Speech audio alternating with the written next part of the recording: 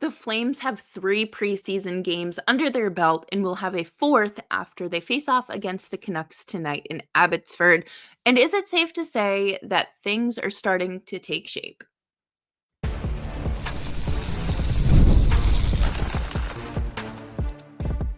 You're Locked On Flames, your daily podcast on the Calgary Flames. Part of the Locked On Podcast Network, your team every day. Hello, everybody, and welcome to today's episode of Locked On Flames. As always, I am your host, Jessica Belmosto, and thank you so much for joining me.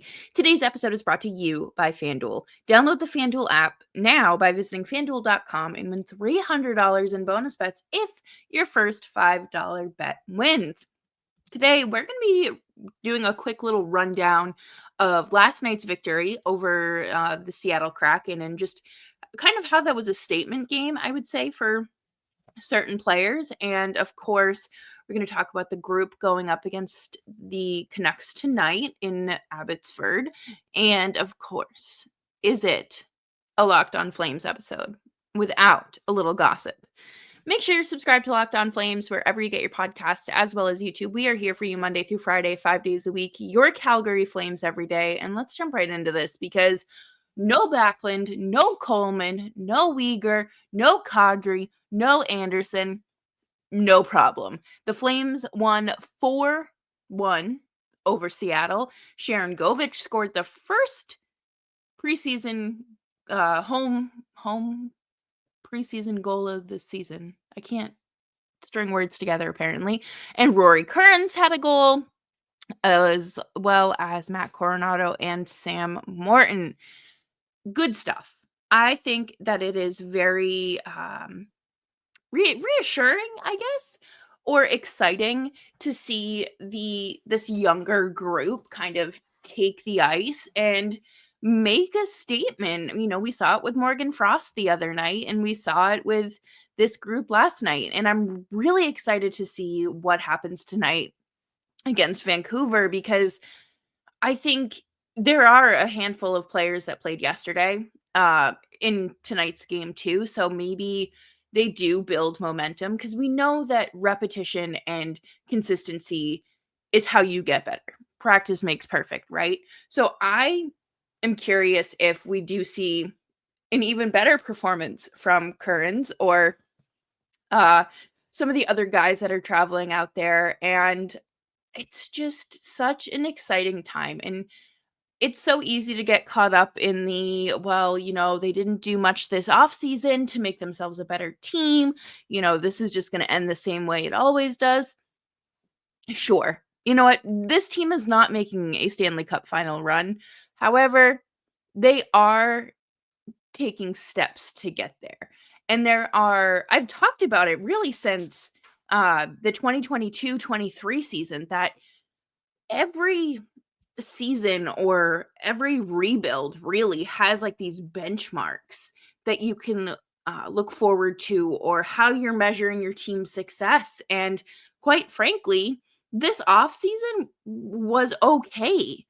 They didn't go out and spend a ridiculous amount of money. The draft was good.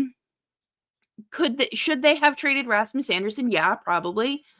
But things are moving along and that's what you want. And hopefully, you know, as the season goes on, we get a little bit closer to the finish line in terms of the rebuild. I think there's still a bit of ways to go, but have no fear. It will get done. I also think that with Rory Kerins specifically and his limited NHL time, the Flames would be doing him a disservice if they did not give him another look at the NHL level, which I think might be a good reason why he's playing tonight because they want to see what he can do. And you need, with such a limited sample size and time in the preseason, you have to get as much as you can out of these guys. And hopefully things go well for him tonight. He looks a lot more confident. Not that he struggled with like body language or anything like that before, but I feel like he's got a little more pep in his step, and like he knows that he's here, and maybe that comes off of the heels of making his NHL debut last season. And there is a lot of concern that I have because I don't want he is not waiver exempt.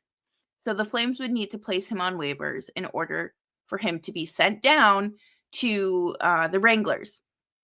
Now, I don't know how many of you remember last summer, but the Flames had a few players that had to go on waivers ahead of the season to get their roster in compliance. And it was Cole Schwint and Jacob Pelletier, and there might have been a third one, but everyone was so concerned that Pelletier was going to get claimed, and it ended up being Cole Schwint. So, I mean, could we just say, hey, these other teams are trying to figure out their rosters. There's no point in them trying to snag someone, but Rory Kerins would be such a great addition to depth, or, to be high up in your AHL roster. I'm just not convinced that the Flames need to risk that as of yet. But we're seeing great stuff all around, up and down the lineup. I really am intrigued. And I mentioned it on yesterday's show about Matt Coronado, Morgan Frost, and the Jonathan Huberdeau line. And it's great because that line, it looked pretty fantastic. And of course, Coronado's goal was a pass from Morgan Frost. And it was just so refreshing to see someone with such a clean, crisp shot, and more so an accurate shot. And I have a lot more confidence in the Flames when Coronado's on the ice, especially when they're generating scoring chances. And I want the Flames to add more talent like that and to, develop these guys into players like that. And coming up next, we're going to take a look at the second group that is taking, or I guess the second half of the back-to-back in this group, taking on the Vancouver Canucks tonight, coming up next here on Locked On Flames.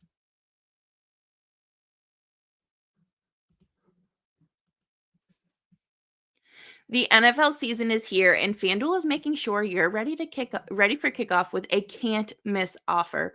Right now, new customers can bet just $5, and if your bet wins, you will get $300 in bonus bets to use across the app.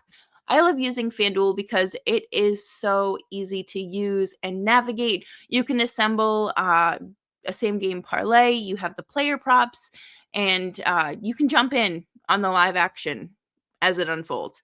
So let's get into it. Let's make our Sundays even more exciting and scare off those scary Sundays with a quick same game parlay from FanDuel. It's quick, easy, and the best way to add a little more energy to your Sundays. So are you ready to play? Download the FanDuel app now by visiting FanDuel.com to get started. That's FanDuel.com to place your first $5 bet.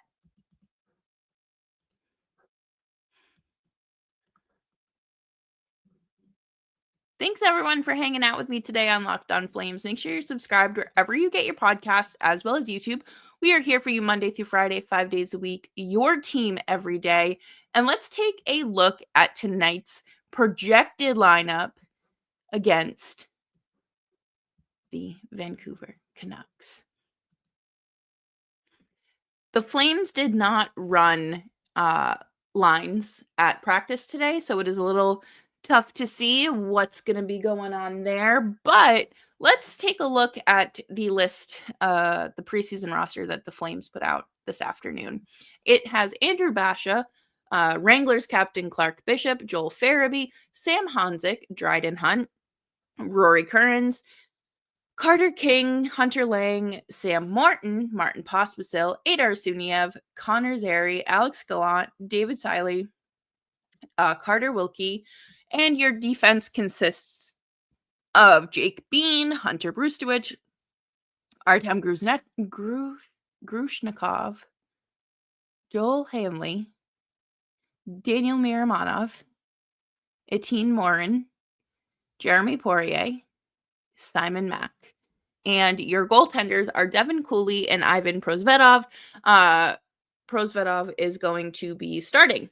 So I'm interested to see how they kind of go about what's the word I'm looking for? The goaltending split, to see what the case is going to be there, because we know that both of those guys deserve as many looks as you can get. And I think Cooley just had a really tough game on Sunday, so it maybe a little bit of time off will help him, reset, and maybe they'll split the game. Prosvetov will get the first two, and then Cooley gets, the last period. I'm intrigued to see how they run their lines as well, because it looks like they have a handful of centers. So 1, 2. So let's see. We got Wilkie, Silly, Morton, King, Kerins, Hunt, and Clark Bishop. So you have 7 centers. Obviously, we know players can play on wing if that's, also a choice for them. But what is so confusing to me, once again, is you're not utilizing Connor Zary as a center. Maybe we do see that tonight, and that's why they didn't really roll with any lines at practice this morning. Maybe there is some sort of opportunity for the Flames to put the lines in a blender and say, this is what we've got, show us what you got. And it's important to remember that a lot of this roster is playing for a job. A lot of these guys are AHL players. And, you have Andrew Basha, who dealt with a pretty serious injury last WHL season, and it ended up really putting a damper on his development and kind of where he was ranked, along with other prospects. So you want him to take away the most from this, I would say, but you also don't want to rush anything. For missing like 4 months of hockey, I would say just continue to go out there and give it your best shot. But personally, I don't think that there's a spot on this current roster at this very moment for Basha, in the same way that I don't really think there's a spot for a consistent spot for Dryden Hunt. Like, it's not realistic. I want to see what Joel Farabee brings tonight, because he did have a pretty solid game in Edmonton. Obviously had one of the 3 goals, and last season he scored 3 goals with the Flames over 30 some odd games. He needs to I have faith that he will do better this year than he did last year, but I want to see him get off to a good start and kind of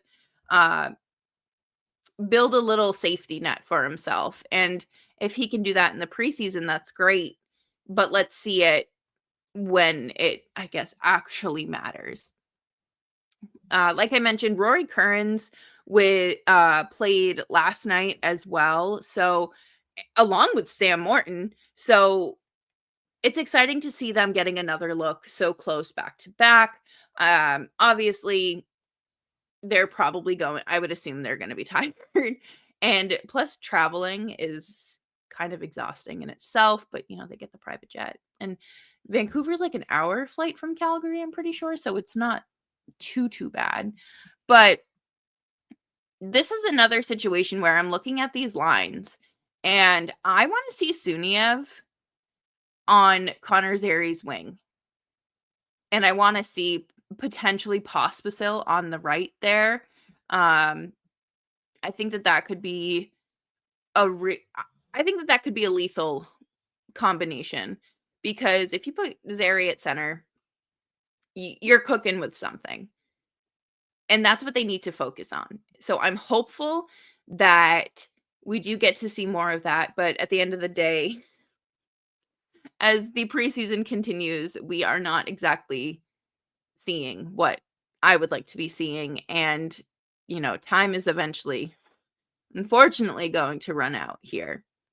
But coming up next, we are gonna wrap up the show with a little bit of gossip through the grapevine about Nazem Kadri potentially being on the Dallas Stars' radar.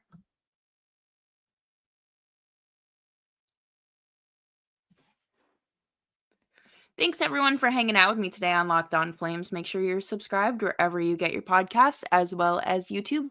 We are here for you Monday through Friday, 5 days a week. Your Calgary Flames every day.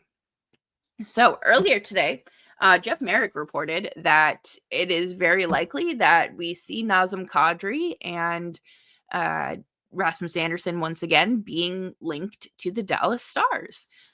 This is big because both of those players are, I mean, Kadri's not necessarily a long-time Flame, but both are, veterans, both in the leadership group, established NHLers, a Stanley Cup champion, and a guy that's looking to win his first. So Dallas has always felt like a good suitor for Anderson. I feel like kind of similar to Tanev, where he would it be an immediate impact to that blue line, and it would be great for Dallas on their hunt to finally make it to the cup final.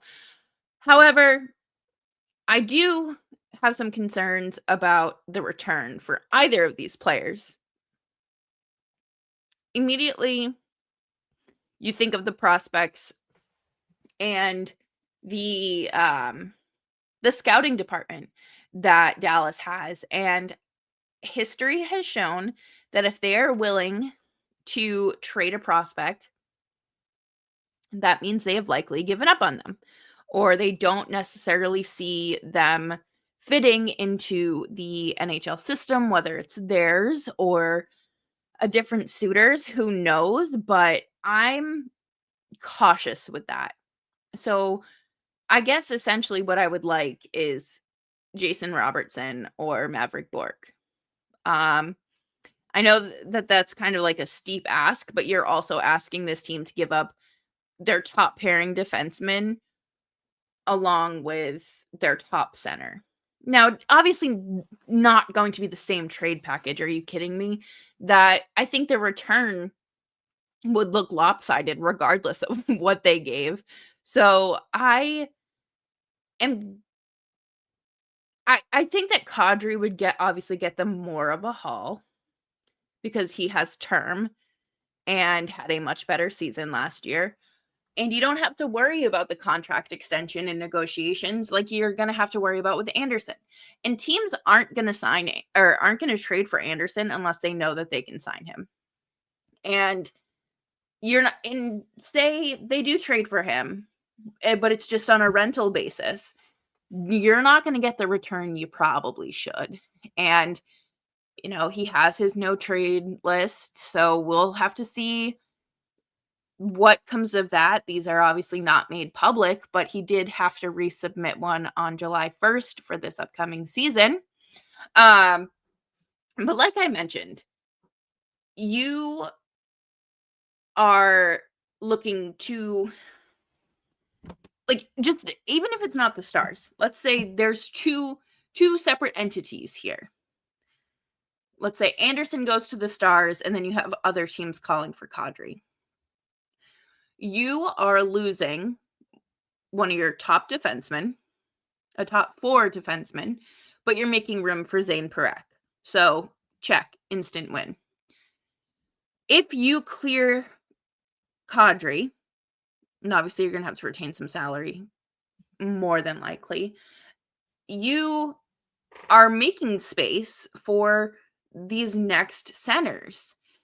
And I think part of the hesitancy of playing Zary at center is there's no immediate spot for him because you have Kadri, you have Frost, and Zary could battle it out with Frost for 2C. You have Backlund, and your fourth line center is probably going to be Justin Kirkland. So where are you putting him? I think it would be a lot better for the Flames if they, number one, moved Backlund down to the fourth line. I think that just makes more sense. And then you have Kadri, Frost, or Zary at 2. And then you could probably, like, if you don't have, so whoever doesn't earn that 2C spot, you put them at 3. And I think that it is a risk, and I don't know if the Flames would even entertain it. I don't know what they would do, because I think that that's a big, scary task. And I think that they are not, they're not willing to take the risks that Jim Nill takes, or Bill Zito. Like, they're not willing to take big risks for big rewards. And I think of Florida and how they swung for the fences with Matthew Tkachuk